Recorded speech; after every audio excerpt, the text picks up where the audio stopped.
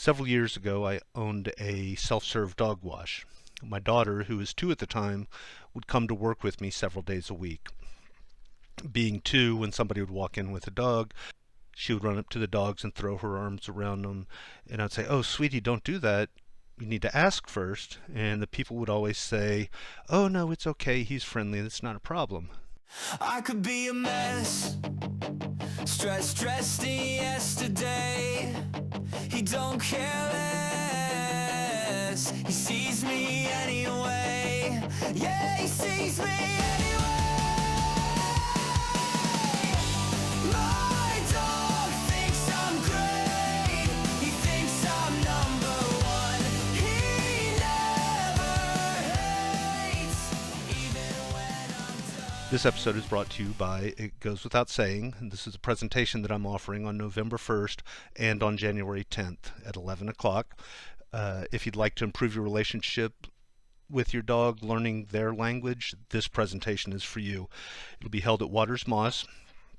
Pre-registration is required, and you can go to www.como.gov/parks-and-recreation and just follow the links to the leisure times, and the registration information will be there.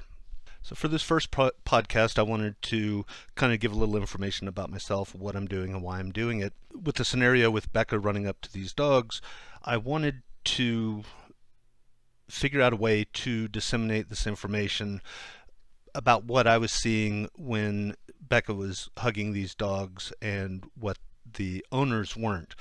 One of the things that I came up with was to do presentations, which I do through Parks and Rec. I've done presentations in schools, different places. I worked with a local rescue, just trying to get this information out there. I also, when I do my training classes, I talk a lot about body language and how the dogs are feeling and how to adjust your training so the dogs feel comfortable and are willing to do this work. And we'll talk about that more in later episodes. Around 1990, I adopted a stray dog that I'd seen around campus. Talbot was his name. I'm the type of person that don't jump into anything very lightly, so I got everything I could read on dogs and dog behavior and training, etc. Unfortunately, the local library is very small. There were probably 6 books in the library. Checked all of them out, read through all of them, and of course they were very dated. But as time went on, I started reading more and more. My older brother got his first dog, and he would get books, and we would trade books and talk about training and behavior and all of these types of things. But when I first got him, this one evening, I was a poor college student. I had spent my whole paycheck on making a lasagna, and I had planned on having that for the entire week. So I get it all made, I'm all excited, I dish it up, and I go set it on the table, the coffee table. And then I got up to get myself something to drink. When I came back, Talbot had eaten everything on my plate. And like I did at the time, like I knew at the time, I smacked him on the butt.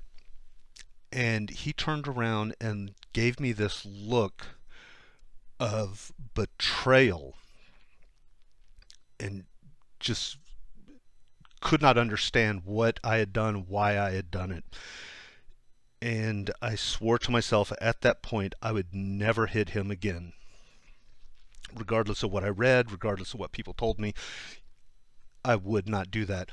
Unfortunately, the training methods at the time, I did alpha roll him and scruff him and leash corrections and that type of thing, but that was the beginning of my journey. We use the term force-free, but I think that can be a little bit misleading, and I'll give you a quick example, but I do have an episode planned where I'm going to talk about this more in depth.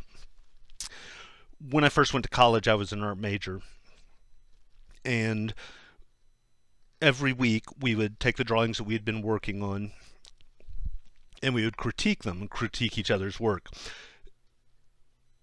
That is technically positive punishment. We were adding something, the critique, which is the plus or the positive,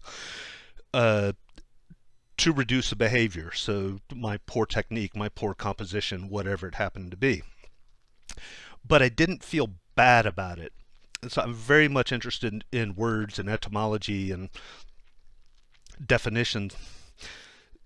When we talk about punishment, it's what we call an aversive. An aversive just means something that we're avoiding. It doesn't necessarily mean it's bad. Now, it can be, like the swat on the butt that I gave Talbot. That is punishment. It's positive punishment. I've added something, the hit, to reduce the behavior. But if it gets too severe, it can cause some serious long-term damage. And again, we'll talk about that in a later episode. But so when people ask me, I do say that I'm a force-free trainer, but I prefer the term science-based. So anyway, so we jump ahead. I get Duncan. I used a choke collar on him. I didn't hit him ever for the same reason. I just carried that on with what I learned from Talbot. But he was the dog where I fully transitioned into that force-free or that science-based trainer. So we flash forward several years. So during that time, for about 20 years, I had been a graphic artist, work in publication production. It was a very lucrative career, but I got burnt out on it. I got tired of people coming to me 3 days before an event saying, hey, I need this 200-page program done. Each page has to have different original artwork on it, and I've known about it for 6 months.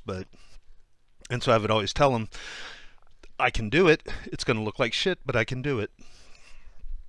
And it just got to be too much. So that's when I opened up the self-serve dog wash. My intention originally was to offer dog training, and so I started thinking about how can I become a trainer.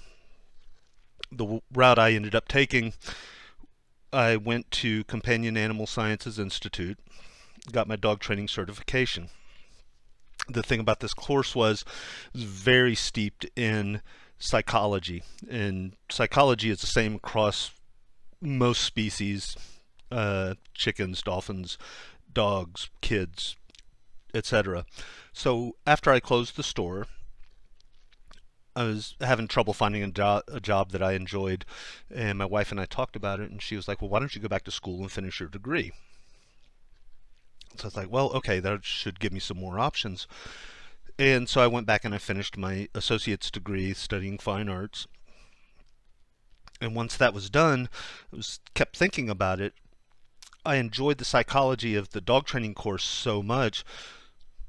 Told my wife, hey, I think I'm going to go for my bachelor's and get a psychology degree, which is what I did. So one of the reasons I did that was I enjoyed it, but the other reason was this is going to help me with my dog training. And it really has. I was constantly thinking, how can I apply these courses, this that I'm learning in my classes, to my dog training classes or my private clients. Back to Becca and hugging the dogs, I was constantly thinking about how can I get this information out there to the general public. And what I eventually landed on, among other things, was this podcast. So the idea for this podcast is it's just for the, dare I say, average dog owner, just wants a good relationship with their dog.